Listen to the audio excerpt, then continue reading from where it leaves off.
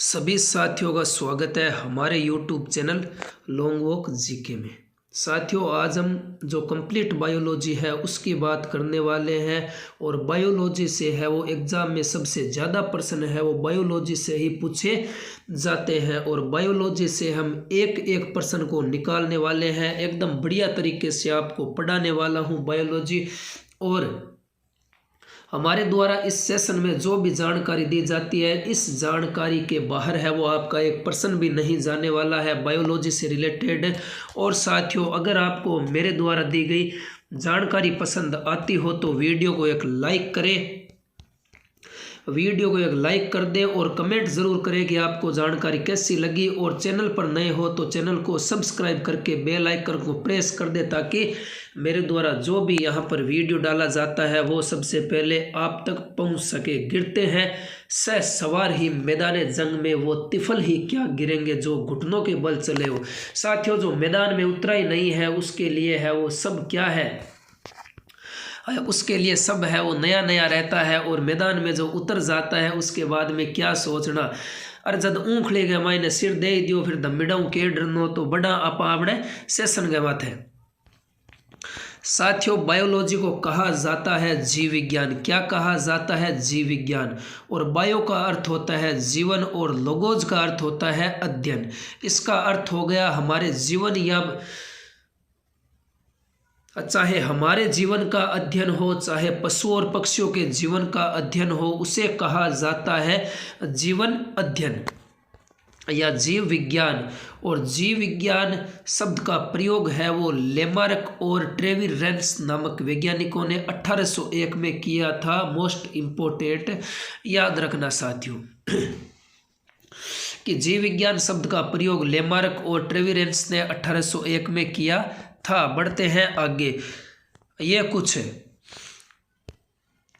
जैसे एपीकल्चर किसे कहा जाता है, मधुमक्खी पालन के अध्ययन को सेरिकल्चर किसे कहा जाता है, रेशम कीट के अध्ययन को पिस्सीकल्चर है वो मत्स्य पालन का अध्ययन कहलाता है। माइकोलॉजी कवकों के अध्ययन को माइकोलॉजी कहा जाता है। फाइकोलॉजी शैवालों के अध्ययन को कहा जाता है। एंथोलॉजी यह पुष्पों के अध्ययन को कहा जाता है। पोमोलॉजी फलों के अध्ययन को कहा जाता है। ऑर्निथोलॉजी पक्षियों के अध्ययन को कहा जाता है। और इक्योथोलॉजी मछलियों के अध्ययन को कहा जाता है। एंटोमोलॉजी कीटों के अध्ययन को कहा जाता है। और डेंड्रोलॉजी वृक्ष व झाड़ियों के अध्ययन को कहा जाता है। ओफियोलॉजी है वो सर्पों के अध्ययन को कहा जाता है। सोरेलॉजी है वो छिपकलियों के अध्ययन को कहा जाता है। और सिल्वीकल्चर है वो काष्ठी पेड़ों के अध्ययन को सिल्वीकल्चर कहा जाता है। इनमें से आपका एक प्रश्न है वो बनने वाला है, एक बार और देख लेना साथियों। बढ़ते हैं आगे। जीव विज्ञान का जो क्रमबद्ध विकास है वो अरस्तु के काल में होता है, इसीलिए अरस्तु को जीव विज्ञान का जनक कहा जाता है। और साथियों, अरस्तु को ही जंतु विज्ञान का जनक भी कहा जाता है। जीव विज्ञान का जनक और जंतु विज्ञान का जनक है वो अरस्तु को कहा जाता है। बायोलॉजी जीव विज्ञान शब्द का सबसे पहले प्रयोग है वो लेमार्क और ट्रेविरेंस ने 1801 में किया था। बढ़ते हैं आगे। उसके बाद में साथियों, जीवधारियों का वर्गीकरण। लिनियस ने अपनी पुस्तक सिस्टम नेचर में संपूर्ण जीवधारियों को दो भागों में बांटा है, पादप जंतु और जगत जंतु। पादप जगत और जंतु जगत दो भागों में बांटा है लिनियस ने। और लिनियस को आधुनिक वर्गीकरण का पिता कहा जाता है। उसके बाद बढ़ते हैं आगे। परंपरागत द्विव जगत वर्गीकरण हिटकर द्वारा 1969 में प्रस्तावित 5 जगत प्रणाली में किया गया था। पहला मोनेरा, दूसरा प्रोटिस्टा, पादप, कवक और जंतु। और कवक किसे कहा जाता है या कवक से प्रश्न पूछा जाता है कि इसकी कोशिका भित्ति है वो काइटिन की बनी होती है। और वर्गीकरण की इकाई कौन सी है? वर्गीकरण का जब भी वर्गीकरण के यूनिट की बात की जाएगी तो उसमें जाति है वो सबसे पहले जाति को सबसे पहले रखा जाता है। वर्गीकरण की कई जाति को कहा जाता है। 1753 में कैरोलस लिनियस ने जीवों की द्विनाम पद्धति को प्रचलित किया था और कोरेलस लिनियस को वर्गीकी का पिता कहा जाता है। सबसे पहले लिनियस ने ही मानव का वैज्ञानिक नाम होमो सेपियंस कहकर पुकारा था। मानव का वैज्ञानिक नाम है वो होमो सेपियंस है। बढ़ते हैं आगे। उसके बाद में है कोशिका विभाजन चैप्टर आता है। एक चैप्टर है कोशिका विभाजन जीव द्रव्य। इसका नामकरण है वो पुरकिंजे के द्वारा। साथियों एक एक जानकारी है वो बड़ी महत्वपूर्ण है, तो ध्यान से सुनते हुए चलिए। जीव द्रव्य इसका नामकरण है वो पुरकिंजे के द्वारा सन 1839 में किया जाता है। जीव द्रव्य को भौतिक आधार कहा जाता है। जीव द्रव्य को दो भागों में बांटा गया है, कोशिका द्रव्य और केंद्रक द्रव्य। उसके बाद में जीव द्रव्य का लगभग 99% भाग है वो ऑक्सीजन। इसमें क्या होता है, इसमें ऑक्सीजन 76% होती है, कार्बन 10.5% होता है, हाइड्रोजन 10% होता है और नाइट्रोजन 2.5% होता है।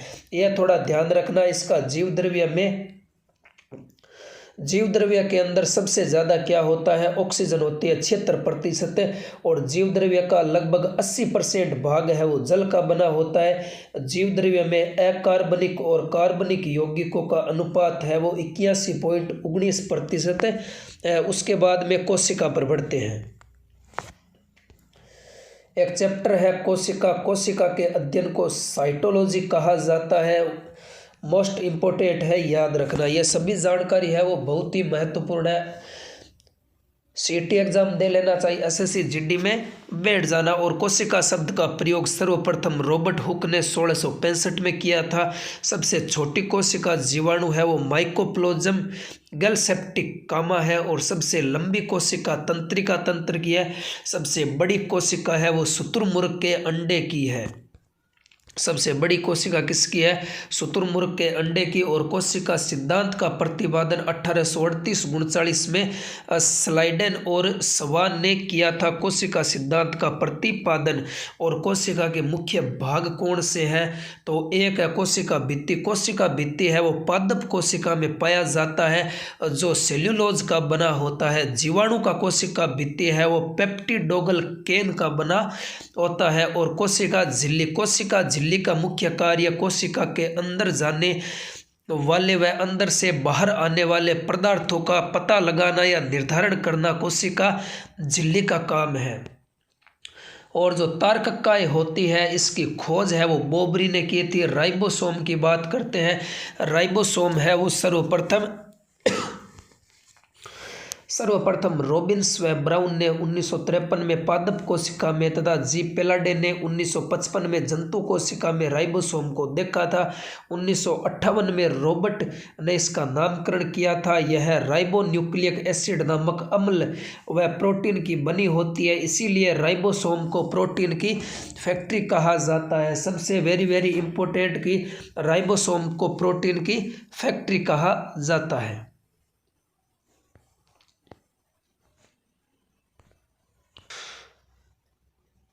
माइटोकॉन्ड्रिया पर बढ़ते हैं। माइटोकॉन्ड्रिया की खोज है वो अल्टमैन ने 1886 में की थी। बेंडा ने तो इसका नाम माइटोकॉन्ड्रिया रखा था। माइटोकॉन्ड्रिया को कोशिका का शक्ति केंद्र कहा जाता है या कोशिका का इंजन है वो माइटोकॉन्ड्रिया को कहा जाता है। गोल्जी पर बढ़ते हैं। गोल्जी इसकी खोज है वो गोल्जी की खोज है वो कैमिली गोल्जी नामक वैज्ञानिक ने किया था। गोल्जी को यातायात प्रबंधक भी कहा जाता है। कोशिका भित्ति व लाइसोसोम का निर्माण करती है। गोल्जी कॉम्प्लेक्स में साधारण शर्करा में कार्बोहाइड्रेट का संश्लेषण होता है जो राइबोसोम से निर्मित प्रोटीन से मिलकर ग्लाइकोप्रोटीन बनाती है।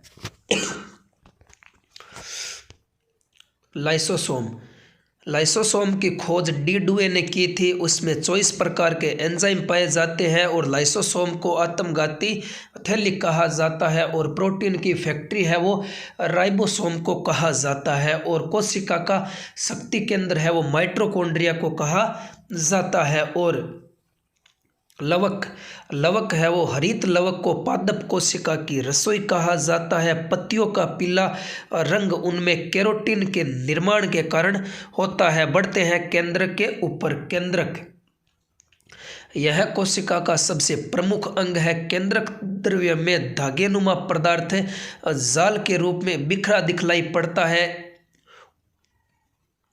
जो इसे क्रोमोटिन कहा जाता है। इन धागों को गुणसूत्र कहा जाता है। जैसे मानव में 23 जोड़ी होता है, चिंपांजी में 24 जोड़ी होता है और बंदर में 21 जोड़ी होता है। और प्रत्येक गुणसूत्र में जेली के समान एक गाढ़ा भाग होता है जिसे मैट्रिक्स कहा जाता है और गुणसूत्रों की वंशागति का वाहक कहा जाता है। गुणसूत्रों को वंशागति का वाहक भी कहा जाता है। और डीएनए में क्षार है वो 4 प्रकार के होते हैं। Adenine, guanine, thymine, cytosine. Adenine, guanine, thymine, cytosine.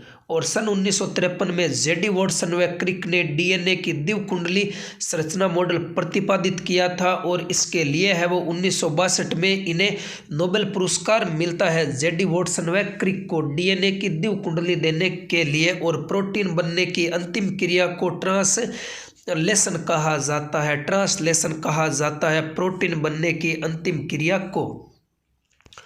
और कोशिका विभाजन को सर्वप्रथम 1855 में विर्चाउ ने देखा था। और 3 प्रकार की होती है कोशिका विभाजन। एक तो असूत्री विभाजन होती है, एक समसूत्री विभाजन होती है, एक अर्धसूत्री विभाजन होती है। और समसूत्री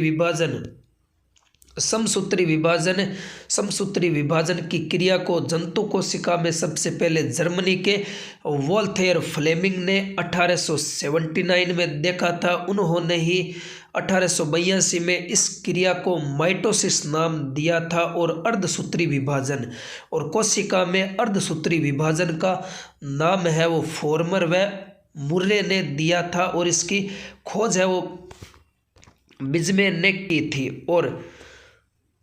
और जो अर्धसूत्री विभाजन है इसकी सर्वप्रथम विस्तृत अध्ययन है वो स्ट्रासबर्गर ने 1838 में किया था। और जैव विकास पर बढ़ते हैं हमारे अगले चैप्टर पर। साथियों बढ़ते हैं आगे। अब बात करेंगे जैव विकास, जो टॉपिक लगता है बायोलॉजी के अंदर, उसकी बात करेंगे। जैव विकास में सबसे पहले लेमार्कवाद का जो सिद्धांत है वो 1809 में लेमार्क ने अपनी पुस्तक फिलोसफिक जूलॉजिकल में प्रकाशित किया। इस सिद्धांत के अंगों को कम से कम या अधिक उपभोग का सिद्धांत भी कहा जाता है। उसके बाद में जैव विकास पर जो डार्विनवाद है उसकी क्या व्याख्या है उसके बारे में बात करते हैं। डार्विन को पुरावशेष का महानतम अन्वेषक कहा जाता है। चार्ल्स डार्विन ने कहा था कि अधिक आबादी के कारण प्रत्येक जीवों को अपनी आवश्यकताओं की पूर्ति हेतु दूसरे जीवों से जीवन पर्यंत है वो संघर्ष करना पड़ता है। और जो तीसरा इसमें जो नियम है वो आता है उत्परिवर्तनवाद। यह सिद्धांत है वो हांगेडी ब्रिज ने दिया था। बढ़ते हैं आगे। चैप्टर है आनुवंशिकता। जो आनुवंशिकता का पिता है वो जॉन ग्रेगर मेंडल को कहा जाता है। मेंडल ने आनुवंशिकी संबंधी प्रयोग के लिए मेंडल ने मटर के पौधे को चुना था। सर्वप्रथम जेनेटिक्स नाम का प्रयोग 1905 में डब्ल्यू वाटसन ने किया था। और सर्वप्रथम जीन शब्द का प्रयोग है वो 1909 में जोहानसन ने किया था। मनुष्य में 46 गुणसूत्र होते हैं और लिंग सहलंगता की सर्वप्रथम विस्तृत व्याख्या है वो मॉर्गन ने 1910 में की थी। उसके बाद में मानव आनुवंशिकी। जो मानव आनुवंशिकी है उसमें गुणसूत्रों का नामकरण डब्ल्यू वाल्टेयर ने 1888 में गुणसूत्रों में पाए जाने वाले आनुवंशिकी पदार्थ को जीनोम कहा जाता है। और गुणसूत्रों के बाहर जीन यदि कोशिका द्रव्य के कोशिकांगों में होती है तो उसे प्लाज्मा जीन कहा जाता है। जीन का आधुनिक विचारधारा है वो 1956 में एस बेंजर ने दी थी। और जीन के कार्य की इकाई है वो जीन के कार्य करने की इकाई को सिस्ट्रोम कहा जाता है। और उत्परिवर्तन की इकाई है उत्परिवर्तन की इकाई को न्यूटन कहा जाता है। पुनः संयोजन की इकाई को रेकॉन कहा जाता है। मानव में 20 अमीनो एसिड पाए जाते हैं। और ऑर्थर, उसके बाद में ऑर्थर कोनबर्ग, जो ऑर्थर कोनबर्ग है, इन्होंने 1962 में डीएनए पॉलीमरेज नामक एंजाइम की खोज की थी, जिसकी सहायता से डीएनए का संश्लेषण होता है। और उसके बाद में बात करेंगे वनस्पति विज्ञान की। वनस्पति विज्ञान है जो वनस्पति विज्ञान एकलर ने 1883 में वनस्पति जगत का नामकरण किया था। थियोफ्रेक्सटस को वनस्पति विज्ञान का जनक कहा जाता है। और शैवालों के अध्ययन को फाइकोलॉजी कहा जाता है। और कवक होते हैं, इनकी कोशिका भित्ति है वो काइटिन की बनी होती है। जीवाणु की खोज है वो 1683 में एंटोविन वॉन और ल्यूवेन हॉक ने की थी। और जीवाणु विज्ञान का पिता है वो ल्यूवेन हॉक को कहा जाता है। जीवाणु का नाम है वो एहरेनबर्ग ने 1829 में किया था। और 1812 से 1892 तक है वो लुई पास्चर ने रेबीज के टिक्के व दूध के पास्चुराइजेशन की खोज की थी। ब्रायोफाइटा इस समुदाय को वनस्पति जगत का एम्फीबिया वर्ग कहा जाता है। और विषाणु की बात करते हैं, वायरस की बात करते हैं। वायरस की खोज है वो डवान विस्की ने 1892 में की थी। विषाणु को सजीव और निर्जीव के बीच की कड़ी कहा जाता है। और जिस विषाणु में आरएनए आनुवांशिकी की पदार्थ होता है उसे रेट्रो विषाणु कहा जाता है। और नगनबीजी किसे कहा जाता है? नगनबीजी वनस्पति जगत का सबसे ऊंचा पौधा सिकोया सेम्परविरेंस इसी के अंतर्गत आता है। इसकी ऊंचाई 128 मीटर है। इसे coast red book of California भी कहा जाता है। और सबसे छोटा जो अनावर्त बीजी पौधा होता है उसे जेमिया पिग्मिया कहा जाता है। जेमिया पिग्मिया कहा जाता है। और जिंगो बाइलोवा को मेडन हेयर ट्री कहा जाता है। और टेनिन का उपयोग है वो चमड़ा बनाने तथा स्याही बनाने में किया जाता है। जड़, तना, पत्ती, पुष्प, फल आदि के रूपों के अध्ययन को अंकारिका कहा जाता है। बढ़ते हैं आगे।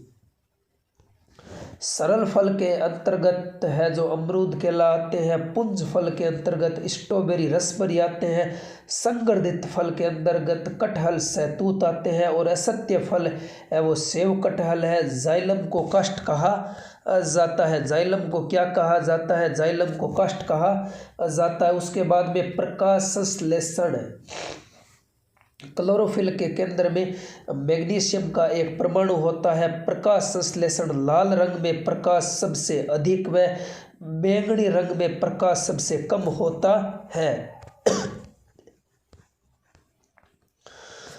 प्रकाश संश्लेषण की क्रिया एक उपचयन या अपचयन की अभिक्रिया है। इसमें जल का उपचयन ऑक्सीजन के बनाने में तथा कार्बन डाइऑक्साइड का अपचयन ग्लूकोज के निर्माण में होता है। और उसके बाद में पादप हार्मोन कौन कौन से होते हैं उसकी बात करते हैं। सबसे पहले ओकिन्स, इसकी खोज है वो 1880 में डार्विन ने की थी। यह पौधे की वृद्धि को नियंत्रित करने वाला हार्मोन है। इसका निर्माण है वो पौधे के ऊपरी हिस्सों में होता है। उसके बाद 2 नंबर हार्मोन है जिब्रेलिन्स। इसकी खोज है वो कुरोसावा ने 1926 में की थी। यह एक बोना पौधा का लंबाकार होता है। यह फूल बनाने में मदद करता है। उसके बाद में साइटोकाइनिन की खोज है वो मिलर ने 1955 में की थी। इसका नामकरण है वो लिथाम ने किया था। यह आरएनए व प्रोटीन बनाने में सहायक है।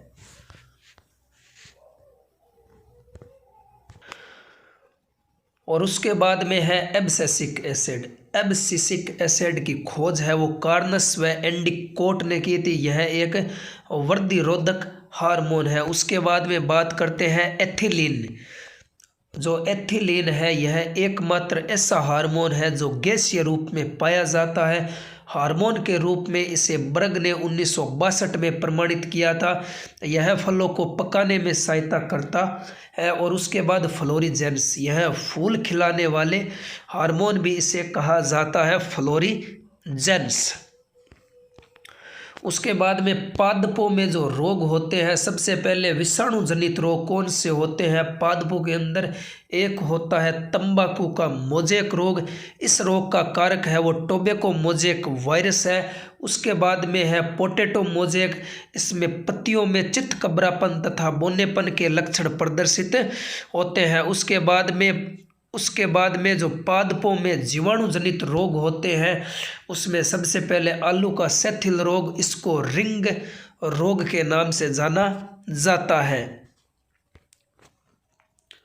उसके बाद में साइट्रस कैकर, इस रोग का कारक है वो जेंथोमोनस सिड्री नामक जीवाणु है। नींबू की पत्तियों, शाखाएं, फल सभी इस रोग से प्रभावित है।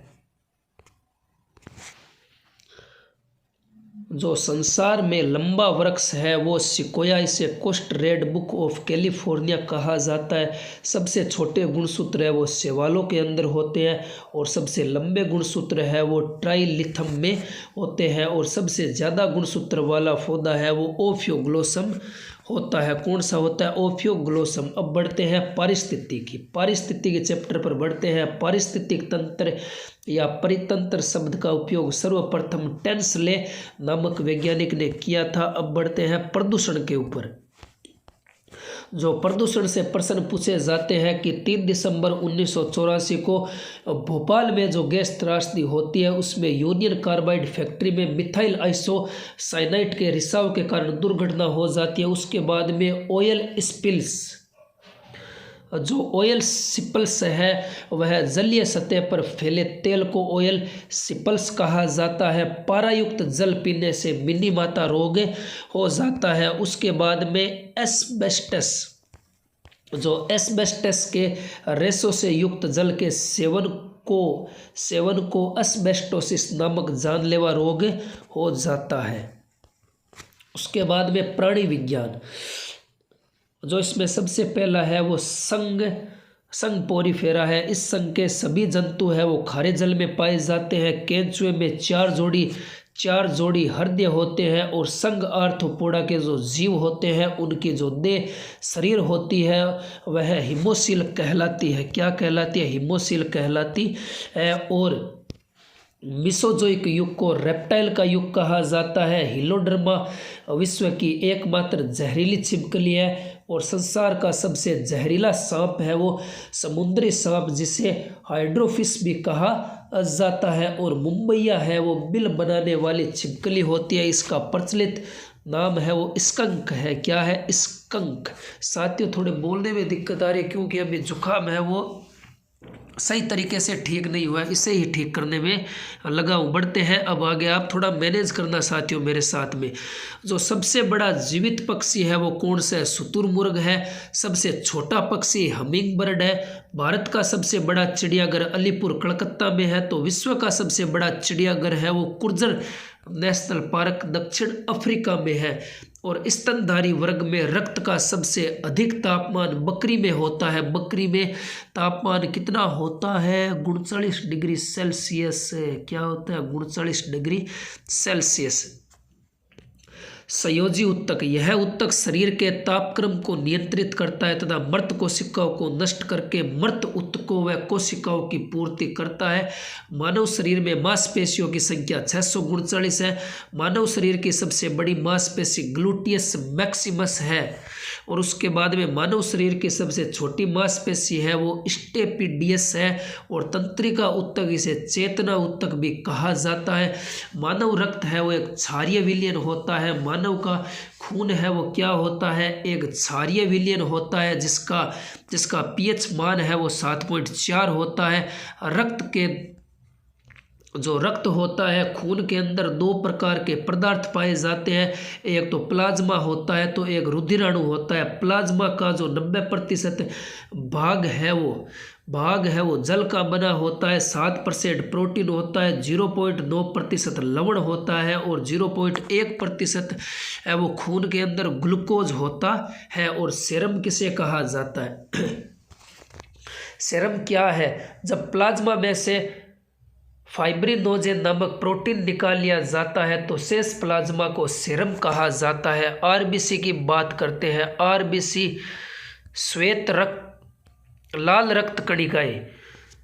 जो आरबीसी का निर्माण है वो अस्थि मज्जा में होता है। आरबीसी के निर्माण में protein, iron, vitamin B12, folic अम्ल सहायक होते हैं। भ्रूण अवस्था में इसका निर्माण है वो यकृत और प्लीहा में होता है और आरबीसी का जीवन काल है वो 20 से 120 दिन का होता है और आरबीसी की मृत्यु है वो यकृत और प्लीहा में होती है। इसीलिए यकृत और प्लीहा को आरबीसी का कब्रिस्तान भी कहा जाता है। आरबीसी का कार्य क्या है? आरबीसी का कार्य मुख्यतः ये रहता है कि शरीर की हर कोशिका में ऑक्सीजन पहुंचाना व कार्बन डाइऑक्साइड को वापस लेना। हीमोग्लोबिन की मात्रा कम होने पर रक्त क्षीणता नामक रोग हो जाता है। आरबीसी की संख्या को हीमोसाइटोमीटर में मापा जाता है। डब्ल्यूबीसी पर बात करते हैं। डब्ल्यूबीसी इसका मुख्य कार्य शरीर को रोगों के संक्रमण से बचाना है और डब्ल्यूबीसी का जो जीवन काल रहता है वो 2 से 4 दिन तक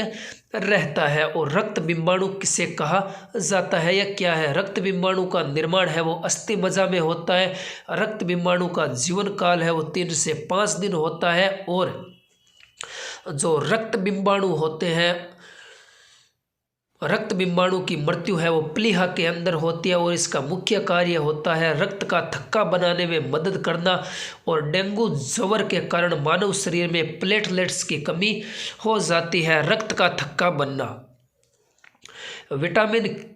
विटामिन के रक्त के थक्के बनाने में सहायक होता है। रक्त का थक्का बनाने के लिए अनिवार्य प्रोटीन है वो फाइब्रिनोजन होता है। और मनुष्य के रक्त समूह की खोज है वो कार्ल लैंडस्टीनर ने 1900 में की थी और 1930 में है वो कार्ल लैंडस्टीनर को रक्त समूह के लिए नोबेल पुरस्कार भी मिलता है। और बढ़ते हैं आगे। रक्त समूह O को सर्वदाता रक्त समूह कहा जाता है क्योंकि इसमें कोई एंटीजन नहीं होता है। रक्त समूह AB को सर्वग्रहता रक्त समूह कहा जाता है क्योंकि इसमें कोई एंटीबॉडी नहीं होती है। और RH तत्व सन 1940 में लैंडस्टीनर व विंदर ने रुधिर में एक अन्य प्रकार के एंटीजन का पता लगाया था और इन्होंने यह पता एक बंदर में लगाया था, इसीलिए इसे RH फैक्टर भी कहा जाता है। और मानव शरीर के तंत्र, जो आमाशय से निकलने वाले जठर रस में एंजाइम होता है। कौन सा एंजाइम होता है? पेप्सिन और रेनिन एंजाइम होता है। लार में 2 प्रकार के एंजाइम पाए जाते हैं, टाइलिन और लाइसोजाइम। कौन से होते हैं? टाइलिन और लाइसोजाइम। बात करेंगे यकृत के बारे में। यकृत है वो मानव शरीर की सबसे बड़ी ग्रंथि है। इसका वजन है वो 1.5 से 2 किलो के बीच में रहता है। यकृत है वो प्रोटीन की अधिकतम मात्रा को कार्बोहाइड्रेट में परिवर्तन कर देता है। फाइब्रिनोजन नामक प्रोटीन की उत्पादन है वो यकृत से ही होता है, जो रक्त का थक्का बनाने में मदद करता है। और हिपेरिन क्या है? हिपेरिन का काम क्या है? हिपेरिन नामक प्रोटीन का उत्पादन यकृत के द्वारा ही होता है, जो शरीर के अंदर रक्त को जमने से रोकता है और जो मरी हुई आरबीसी को नष्ट यकृत के द्वारा ही किया जाता है। उसके बाद में पित्ताशय, जो पित्त का पक्वाशय में गिरना प्रतिवर्ती क्रिया द्वारा होता है। पित्त है वो पीले हरे रंग का एक क्षारीय द्रव होता है जिसका पीएच मान है वो 7.7 होता है। पित्त के अंदर जल की मात्रा 85% व पित्त वर्णक की मात्रा है वो 12% होती है। और बिलीरुबिन का संपूर्ण शरीर में फैलना इससे पीलिया हो जाता है। और बात करते हैं अग्नाशय के बारे में। मानव शरीर की दूसरी सबसे बड़ी ग्रंथि है। यह अंतःस्रावी और बहिःस्रावी दोनों प्रकार की ग्रंथि है। ये प्रश्न पूछा जाता है कि एकमात्र ऐसी कौन सी ग्रंथि है जो अंतःस्रावी भी है और बहिस्रावी भी है, तो अग्नाशय ग्रंथि है अंतःस्रावी और बहिस्रावी। लैंगरहैंस है वो अग्नाशय का एक भाग है। और इंसुलिन है वो, यह लैंगरहैंस की बीटा कोशिका से स्रावित होता है। और इंसुलिन की खोज है वो वेटिंग और वेस्ट ने 1921 में की थी। और इंसुलिन के अल्पस्रावन अधिक मात्रा से निकलने से मधुमेह नामक रोग हो जाता है। रुधिर में ग्लूकोज की मात्रा बढ़ना ही मधुमेह कहलाता है। और इंसुलिन के अतिस्रवण से हाइपोग्लाइसीमिया नामक रोग हो जाता है। ग्लूकोन यह ग्लाइकोजन को पुनः ग्लूकोज में परिवर्तित कर देता है। और रक्त परिसंचरण की खोज है वो 1628 में विलियम हार्वे ने की थी। हृदय यह शरीर का सबसे व्यस्त बिजी अंग है। शरीर में हृदय की ओर रक्त ले जाने वाली रक्त वाहिनी को शिरा कहा जाता है। शिरा में अशुद्ध रक्त अर्थात कार्बन डाइऑक्साइड युक्त रक्त बहता है। हृदय से शरीर की ओर रक्त ले जाने वाली रक्त वाहिनी को धमनी कहा जाता है। धमनी में शुद्ध रक्त अर्थात जो ऑक्सीजन युक्त रक्त होता है वह बहता है। और हृदय की मांसपेशियों को रक्त पहुंचाने वाली वाहिनी को कोरोनरी धमनी कहा जाता है। सामान्य मनुष्य का जो हृदय 1 मिनट में 72 बार धड़कता है। रक्त दाब मापने वाले यंत्र को स्फिगो मैनोमीटर कहा जाता है। उसके बाद में थायरोक्सिन व एड्रीनलिन स्वतंत्र रूप से हृदय की धड़कन को नियंत्रित करने वाले हार्मोन है। लसिका में पाई जाने वाली कणिकाओं को लिम्फोसाइटिस कहा जाता है। अब बढ़ते हैं चैप्टर नंबर अगले पर, जो है उत्सर्जन तंत्र। क्या है उत्सर्जन तंत्र? साथियों बढ़ते हैं अब आगे। उत्सर्जन तंत्र। वृक्क के 2 भाग होते हैं। बाहरी भाग को कॉर्टेक्स और अंदर वाले भाग को मेडुला कहा जाता है। प्रत्येक वृक्क है वो लगभग 1,30,000 वृक्क नलिकाओं से मिलकर बना होता है, जिन्हें नेफ्रॉन कहा जाता है। वृक्क की जो कार्य करने की इकाई को नेफ्रॉन कहा जाता है। प्रत्येक नेफ्रॉन में एक छोटी सी प्याली नुमा संरचना होती है या रचना होती है, जिसे बोमेन संपुट कहा जाता है। सामान्य मूत्र में 95% जल, 2% लवण, 2.7% यूरिया और 0.3% यूरिक अम्ल होता है। और मूत्र का रंग हल्का पीला यूरोक्रोम के कारण होता है। यूरोक्रोम हीमोग्लोबिन के विखंडन या टूटने से बनता है। मूत्र है वो अम्लीय होता है, इसका pH मान 6 होता है। वृक्क से बनने वाली पथरी है वो कैल्शियम ऑक्जेलेट की बनी होती है। फेफड़ा 2 प्रकार के गैसीय पदार्थ कार्बन डाइऑक्साइड और जल वाष्प का उत्सर्जन करता है। और मस्तिष्क जो इंसान का सबसे महत्वपूर्ण पार्ट है। मस्तिष्क, जो मानव का मस्तिष्क है वो अस्थियों के खोल यानी क्रेमियम में बंद रहता है। और सामान्य मनुष्य के मस्तिष्क का वजन होता है वो 1400 ग्राम होता है। थैलेमस के कार्य यह दर्द, ठंडा, प्यार, व्यार, गर्म पहचानने का काम करता है। थैलेमस, हाइपोथैलेमस जिसे कहा जाता है। और EEG है ये मस्तिष्क के कार्यों का पता लगाने के लिए किया जाता है। इसका प्रयोग सेरिब्रल पेडिकल को कुर्रा सेरेबी कहा जाता है। मेडुला ओब्लेगेटा यह मस्तिष्क का सबसे पीछे वाला भाग है। और मेरुरज्जु, मेडुला ओब्लेगेटा का पिछला भाग ही मेरुरज्जु कहलाता है। और प्रतिवर्ती क्रियाओं का पता सर्वप्रथम मार्शल हॉल नामक वैज्ञानिक ने लगाया था। मनुष्य में 12 जोड़ी कपाल तंत्रिकाएं व 31 जोड़ी मेरुरज्जु तंत्रिकाएं पाई जाती है। न्यूरॉन है वो तंत्रिका उत्तक की इकाई को न्यूरॉन तंत्रिका कोशिका कहा जाता है। नार एड्रीनलिन नामक रासायनिक द्रव्य न्यूरोट्रांसमीटर पदार्थ है। स्वायत्त तंत्रिका तंत्र की अवधारणा को सबसे पहले लैंगली ने 1921 में प्रस्तुत किया था। मनुष्य के शरीर में कुल 206 हड्डियां पाई जाती है। पहले कशेरुक को एटलस कशेरुक कहा जाता है। शरीर की सबसे बड़ी हड्डी जांघ की हड्डी फीमर होती है और शरीर की सबसे छोटी हड्डी है वो कान की हड्डी होती है जिसे स्टेपिज कहा जाता है। मांसपेशी व अस्थि के जोड़ को टेंडन कहा जाता है और उसके बाद में अस्थि से अस्थि के जोड़ को लिगामेंटस कहा जाता है।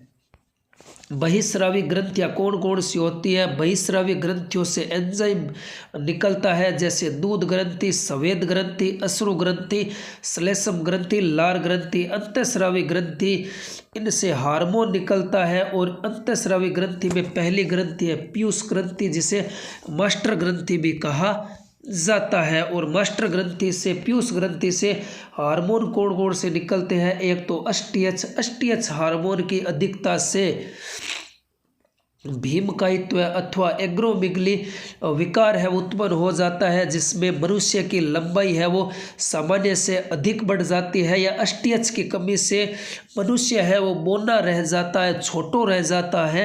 और एलटीएच हार्मोन है यह एक दुग्धजनक हार्मोन है। इसका जो मुख्य कार्य होता है शिशु के लिए जो महिला के स्तन होते हैं उनमें दुग्ध का स्राव उत्पन्न करना, यह एलटीएच हार्मोन होता है, मुख्यतः महिलाओं में ही होता है। उसके बाद में बहिस्रावी ग्रंथि कौन कौन सी है? एक तो औटु ग्रंथि है, एक कौन सी है? एक पराउटु है, एक अधिवक्र ग्रंथि है। अधिवक्र ग्रंथि से निकलने वाले हार्मोन को उड़ो लड़ो हार्मोन कहा जाता है। वृषण इससे निकलने वाले हार्मोन को टेस्टोस्टेरोन कहा जाता है। प्रत्येक फेफड़ा एक झिल्ली द्वारा घिरा होता है जिसे प्लूरल मेम्ब्रेन कहा जाता है। उसके बाद में अनोक्सी श्वसन के अंत में पायरुविक अम्ल बनाता है। ग्लाइकोसिस का अध्ययन सर्वप्रथम एम.डेन मेयरहोफ-पार्सन ने किया था, इसीलिए इसे ईएमपी पथ भी कहा जाता है। उसके बाद में क्रेबर्स चक्र का वर्णन है वो हेंस क्रेब ने सन 1937 में किया था। इसको साइट्रिक अम्ल चक्र या ट्राइकार्बोक्सिलिक चक्र भी कहा जाता है।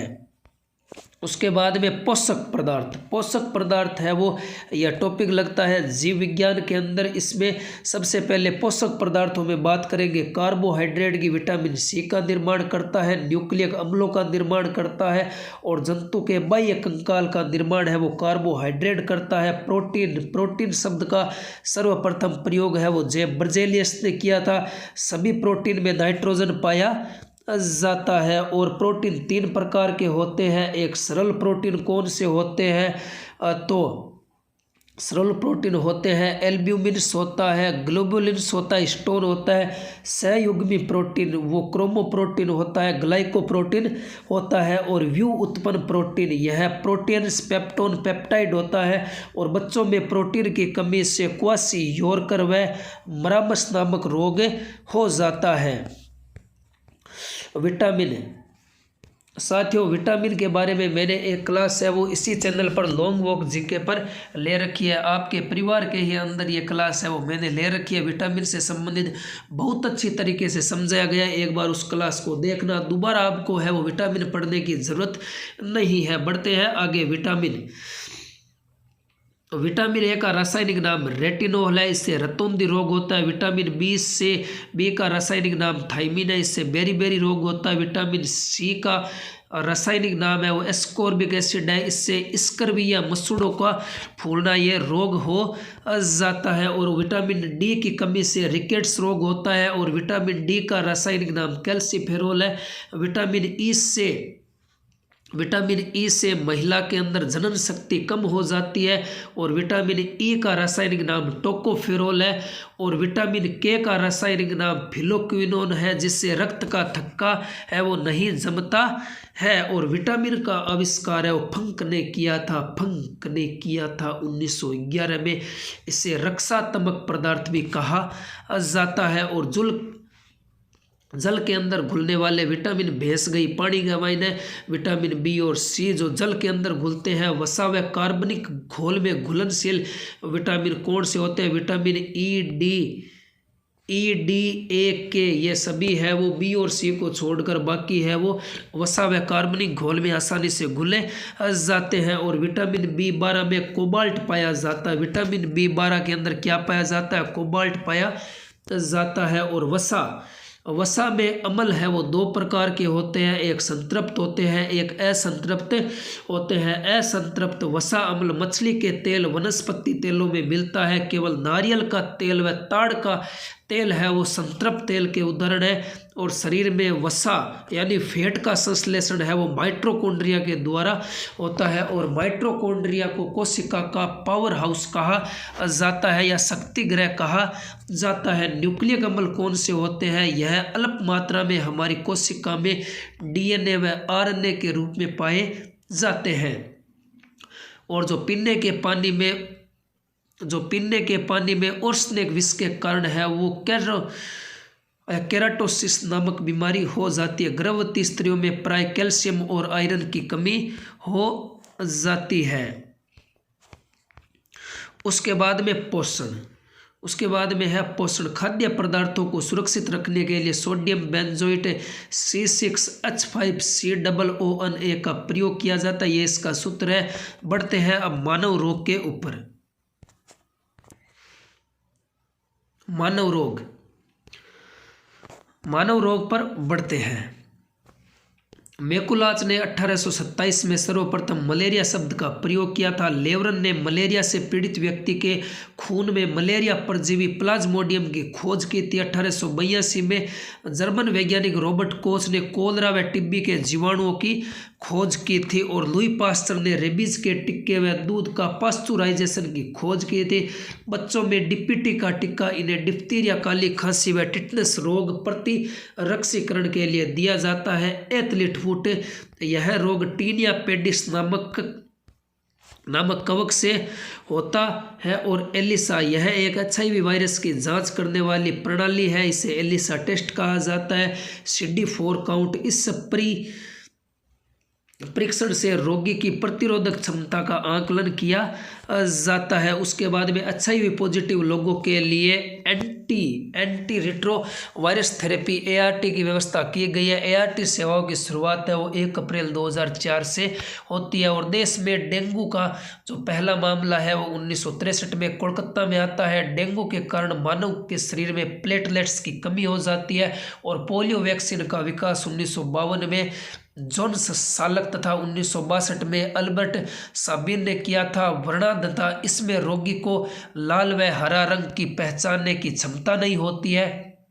हीमोफीलिया, हेल्डन का मानना है कि यह रोग ब्रिटेन की महारानी विक्टोरिया से प्रारंभ होता है। हीमोफीलिया को शाही रोग भी कहा जाता है। और डाउन्स सिंड्रोम को मंगोलिज्म भी कहा जाता है। कैंसर को स्थापित होने में जो भी समय लगता है उसे लेटेंट पीरियड कहा जाता है। कीमोथेरेपी है वो कैंसर के उपचार में दी जाती है। और रेडियो सक्रिय स्ट्रोनशियम 90 के कारण अस्थि कैंसर होता है। इटाई नामक रोग है वो कैडमियम की कमी के कारण होता है। और जननी सुरक्षा योजना है वो 2003-04 में आती है। वंदे मातरम योजना 2004 में आती है। सपनों के अध्ययन को, मीठा सपना आ रही है, बड़ा जोरदार सपना आ रही है, सपनों के अध्ययन को क्या कहा जाता है? ओनिरोलॉजी कहा जाता है। और मनुष्य के फेस, अरे पूठो मुंडो सौंदर्य के अध्ययन को, फेस ब्यूटी के अध्ययन को क्या कहा जाता है? केलोलॉजी कहा जाता है। मानव के सौंदर्य के अध्ययन को केलोलॉजी कहा जाता है। और शरीर का सबसे मजबूत तत्व है वो दांतों का इनेमल होता है जो कैल्शियम फॉस्फेट का बना होता है। शरीर का सामान्य तापमान अगर 95 डिग्री फ़ारेनहाइट से गिर जाए तो ऐसी स्थिति में हाइपोथर्मिया हो जाता है। और वायरस के अध्ययन को वायरोलॉजी कहा जाता है। और गन्ने के रस को मोलेसस कहा जाता है। कैंसर के अध्ययन को ओकोलॉजी कहा जाता है। बुझे हुए चूने का सूत्र है CaOH का होल ट्वाइस। और दूरदृष्टि